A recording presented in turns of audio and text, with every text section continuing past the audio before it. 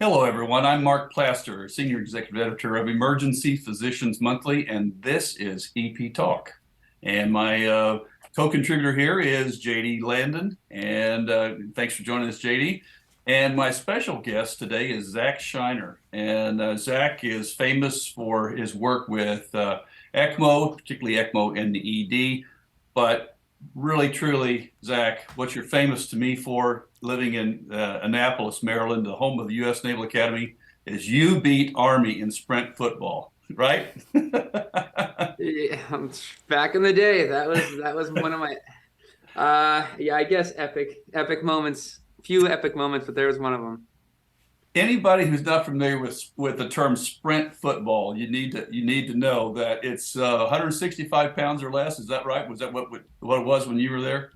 Yeah, so this is low level tackle football associated with I went to the University of Pennsylvania, but both of the naval and Army were involved in it, and it was just a really great experience.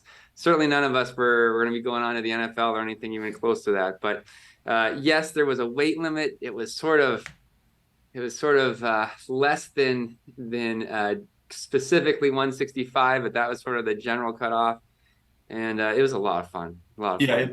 it's the only football game that I've ever seen where the Navy at times has scored over 100 points. Yes.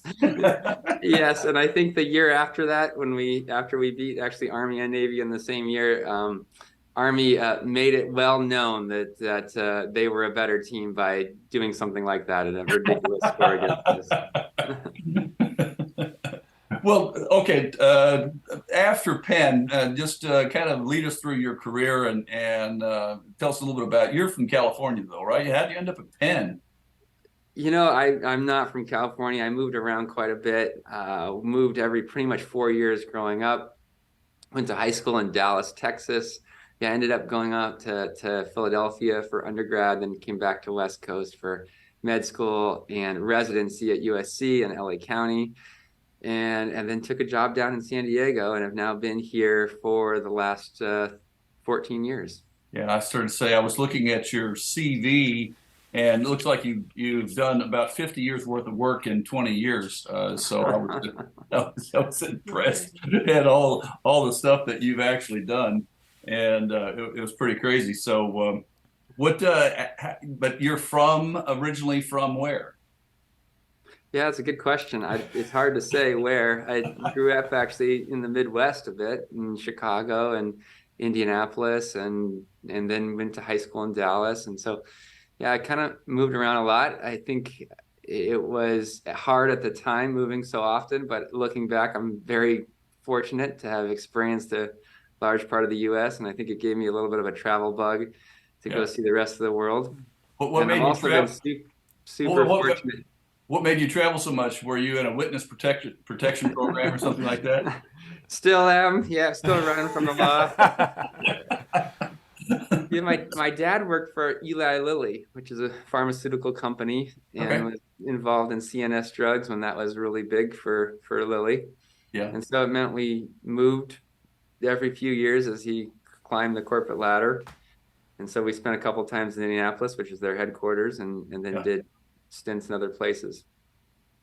I saw also that you've been incredibly involved as an athlete, not just playing sprint football, but mainly doing like endurance running, marathons, ultra marathons. And that's I know people that do that. Most of them are pretty crazy, and anybody an ultra is either 50 or 100, right? A super is 50 miles, and ultra is 100 miles. Yeah, well, I mean, we're all ER docs, so we are all crazy. I mean, by definition, we are a crazy group of people.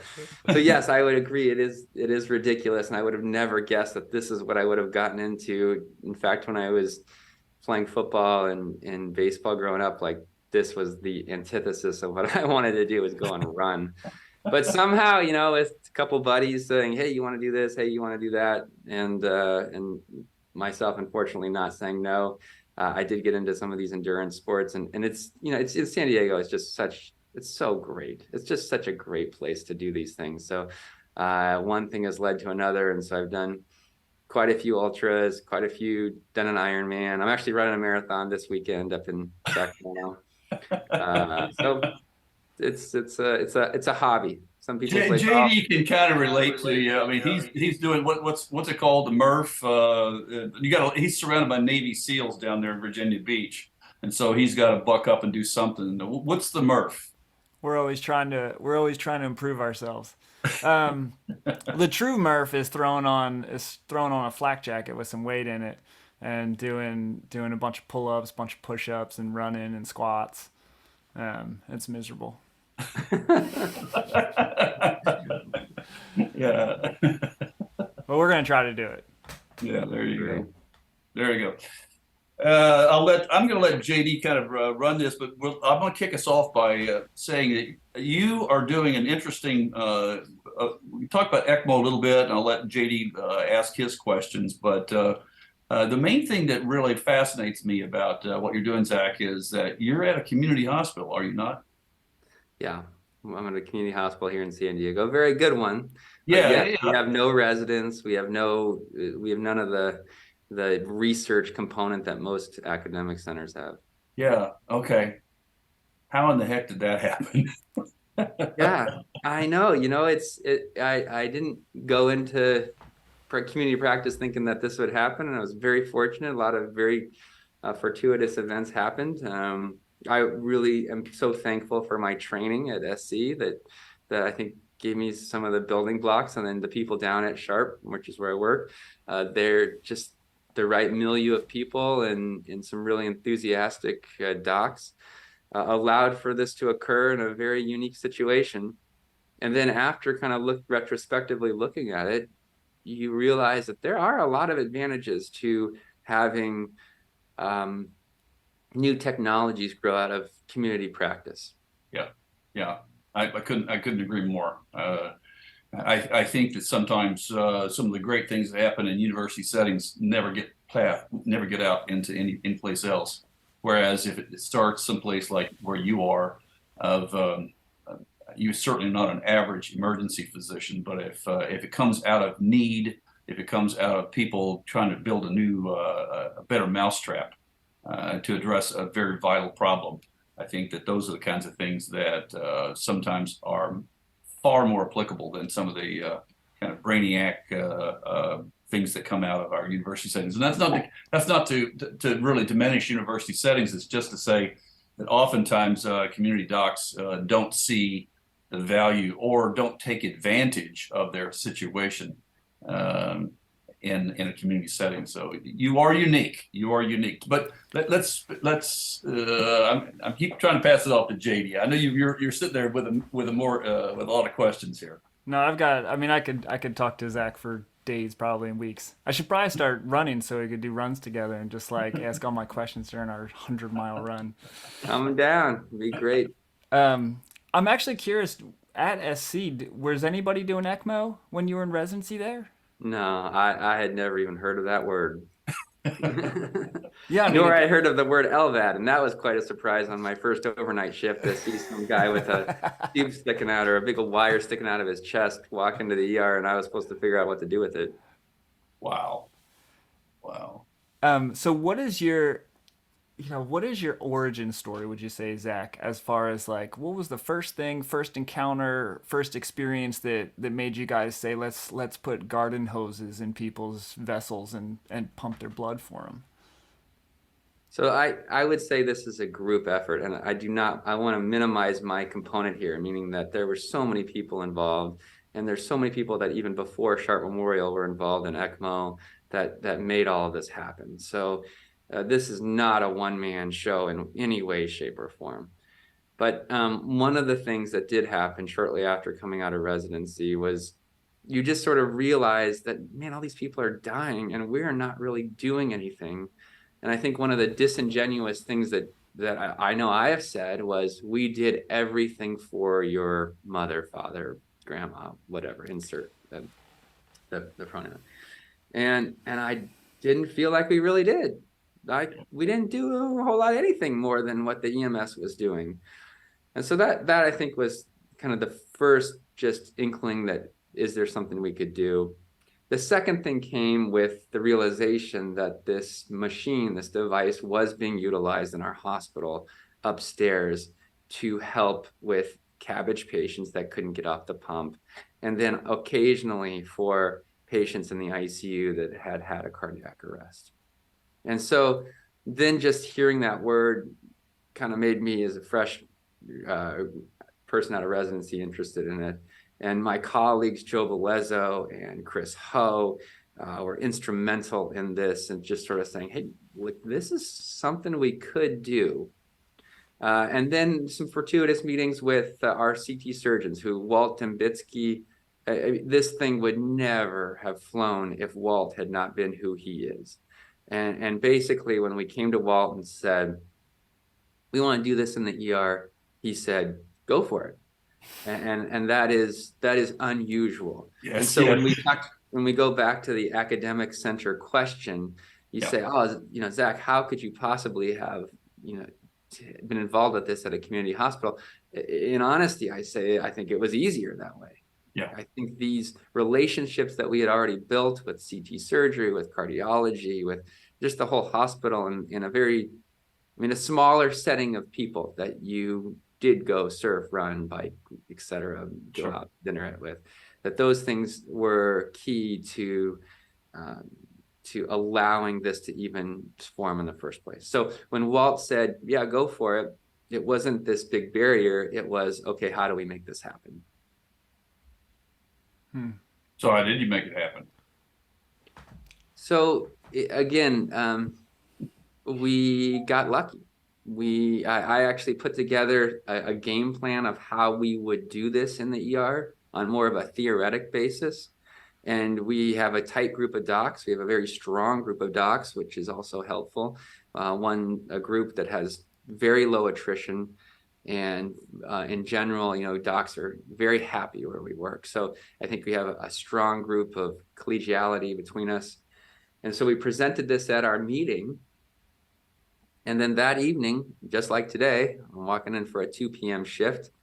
Joe and I were both on shift, and this perfect patient came in, 59-year-old, out of hospital cardiac arrest, witnessed VF, tried to shock him, couldn't get him out of it.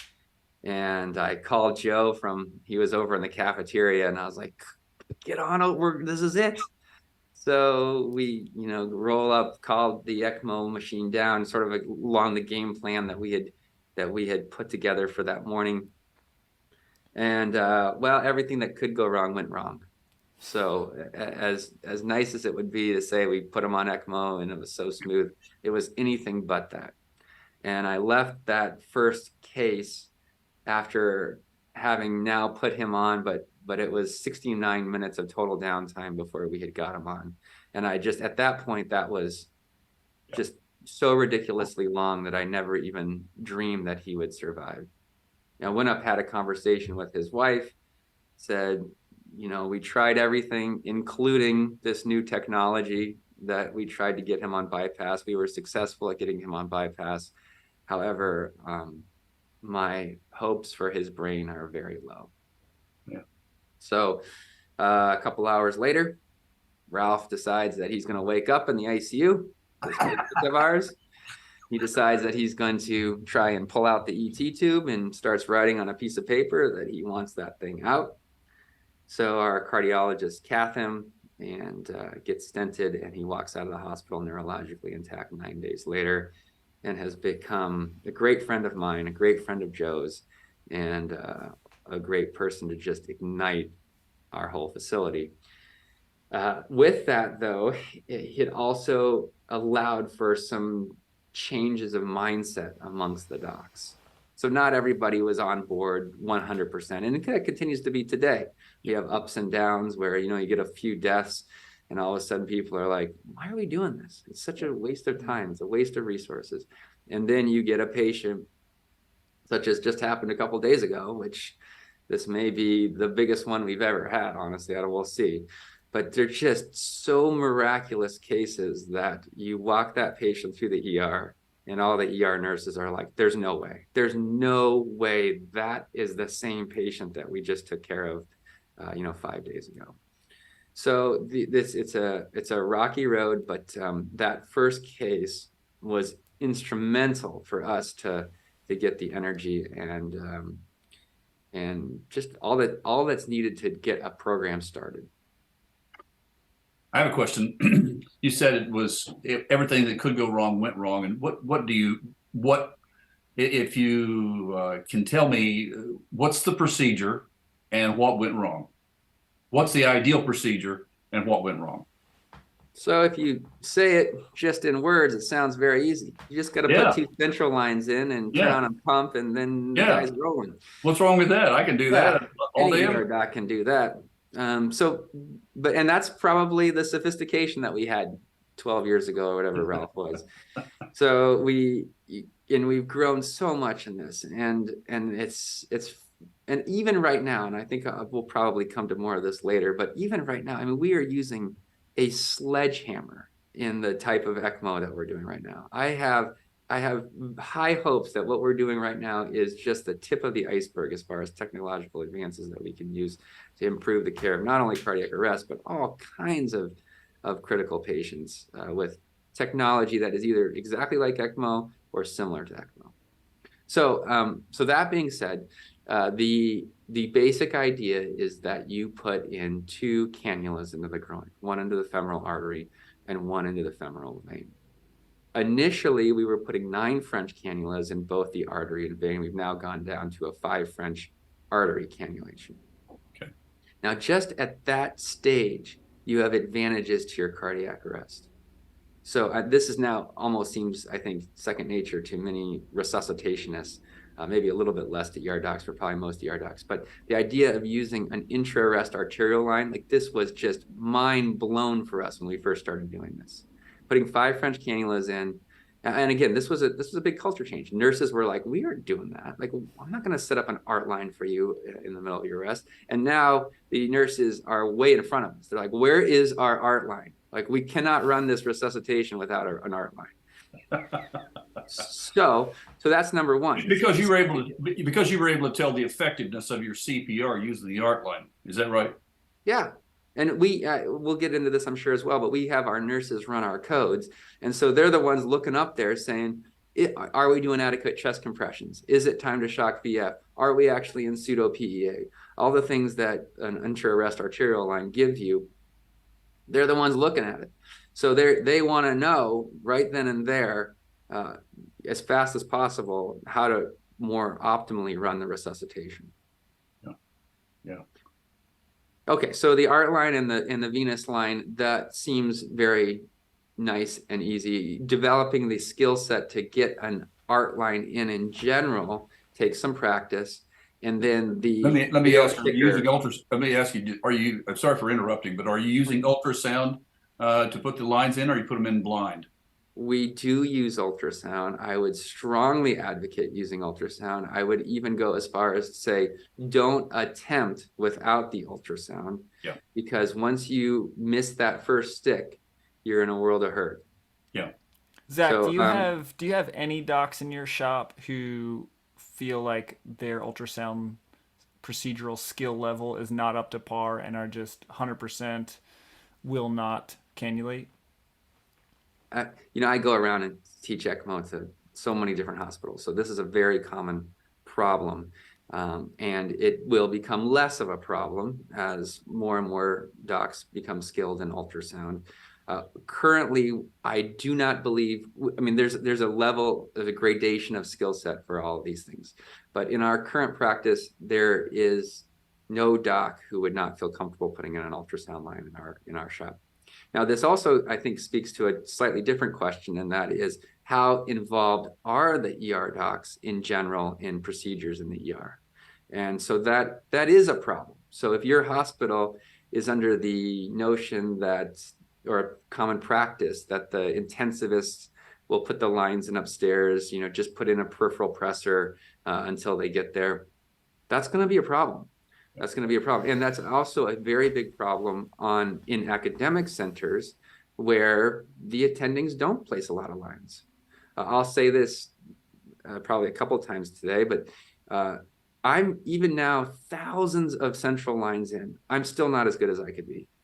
And I still look to other people to get guidance. So, for example, I'm a huge fan of a guy named Jason Bartos out of Minneapolis and his colleague Demetrius Yiannopoulos.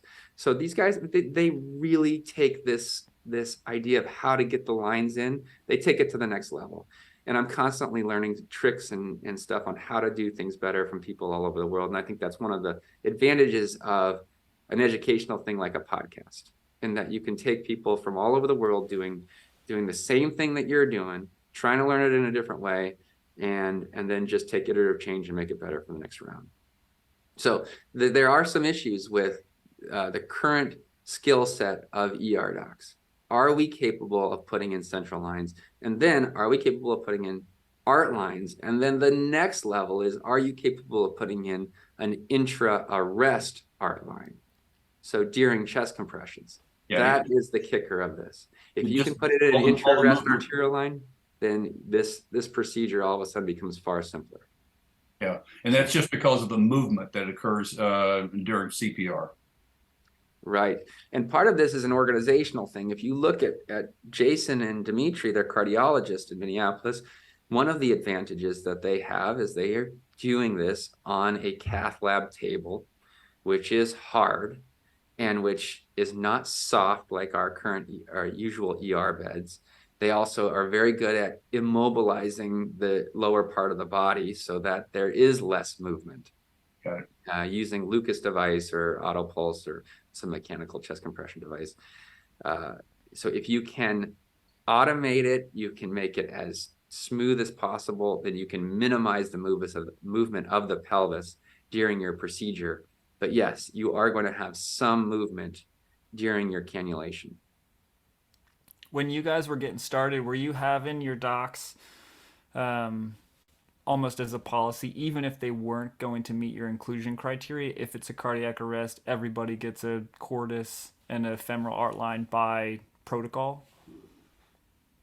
So protocols, I've had a hard time with this over the years. A lot of people want to have strict inclusion-exclusion criteria, and I'm sure we'll get into this a little bit more. There are advantages to that, and then there are disadvantages to that. In general, the answer to your question is yes. For patients that are sick in the ER, they are getting an art line and a femoral line almost all the time. Yeah, I mean, I think that's huge. And, I know that a lot of shops, particularly community shops, they're saying, I've got, I'm going to see 20, 30 patients this shift. I got 3 more in the waiting room that are already roomed, ready to be seen. I've got somebody that, I'm going to do 3 rounds of CPR on because they've been down for 50 minutes and comorbidities and yada, yada. They're not going to be an ECMO candidate. And so they're like, they have sort of started the resuscitation with sort of a fatalist mentality. And so they're not even going to consider spending the effort or time to place a central line and an art line. And I think one of the culture shifts that we're working on in our shop is just kind of an expectation, like you're talking about with your nurses, is that, somebody comes in, arrest, we're going to put a fem line in, we're going to put an art line in, we're going to, give them everything we can. And if nothing else, even if we would consider it futile, we're going to give the max in preparation and training to keep our own skills up. Yeah. Maybe one of the interesting parts of what you just said, I think, is, do we waste the resources? Do we spend the time on a busy shift on this cardiac arrest? And understanding my biases, which is that I work at a very well-run hospital. But on the flip side, I also work in a hospital with no PAs, no residents. I'm seeing a ton of patients every shift. We're an RVU-based place, probably like most of the people, or a busy hospital like most ERs, seeing more than 3 an hour. We're able to manage it. We're able to do this. We're able to even get a second doc to come over and take care of these patients and give people what is arguably the highest mortality benefit procedure in all of medicine to these patients. So if you're arguing that the patient with the UTI can't sit in the lobby any longer. It's kind of a tough argument. Yeah. Understanding that there are, I'm not minimizing the idea that all over the U.S., all over the world, especially the world, lobbies are crazy. Yeah.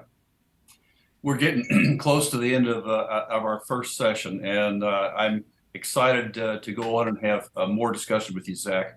I want to, from my perspective, going back to 1979 when I came out of medical school.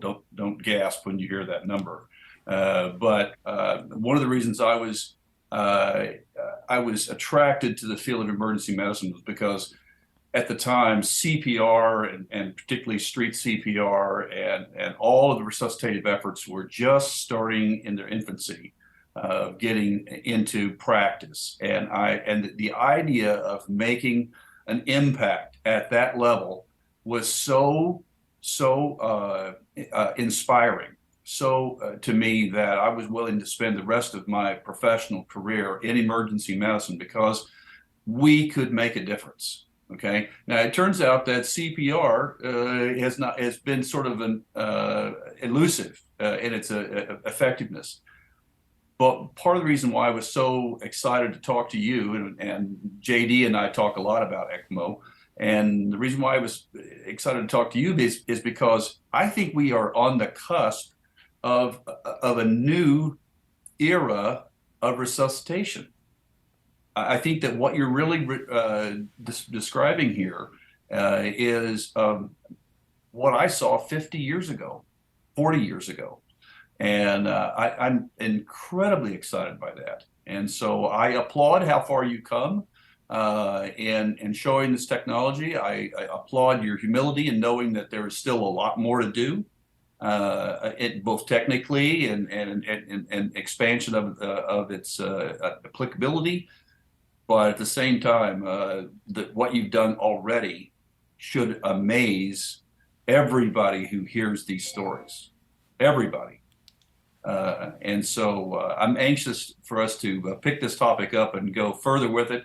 And for all of you listening today, I hope that if you're not familiar with ED ECMO, that I hope this at least touches your, whets your appetite for it. And we're going to have future podcasts with Zack, and he's going to tell us more about this program and its applicability. So thanks for joining EP Talk today, and I hope to see you next time. Thanks.